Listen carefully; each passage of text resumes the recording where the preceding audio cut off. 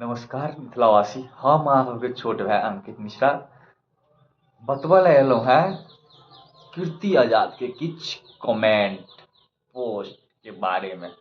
हमहूँ देखलहुँ हैं, हमहूँ सुनलहुँ हैं, हमहूँ आँखि पर सँ डिस्प्ले टीवी पर सेहो देखऽ के लेल मिललै हुनकर मुँहसँ इंटरव्यू।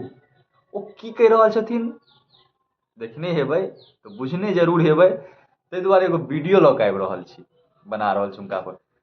कीर्ति आजाद जी के T20 वर्ल्ड कप जितलासँ कोनो फायदा नहि भेलनि कहै छथिन।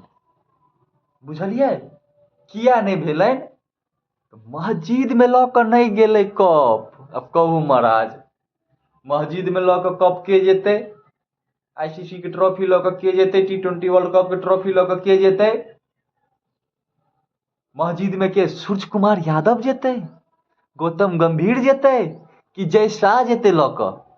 एहि तीनों में से के लऽ कऽ जेतै मस्जिद में? कि कीर्ति आजाद जी अहाँ लऽ कऽ जेबै महाराज?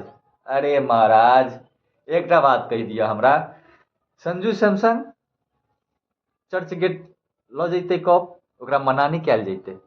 मोहम्मद सिराज मस्जिद लऽ जैतै कप तऽ ओकरा मना नहीं कयल जैतै महाराज।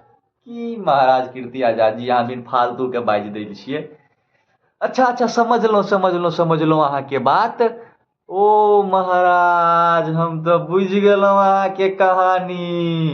बंगाल में वोट छै ना, ओहो महाराज ताहि दुआरे ने अहाँ कहलियै जे मस्जिद में लऽ कऽ कप किया नहीं गेलै, चर्च में लऽ कऽ कप किया नहीं गेलै, धर्मशाला में लऽ कऽ कप किया नहीं गेलै? अरे महाराज, ओ महाराज एते तऽ मालूमे नहीं छलैया महाराज।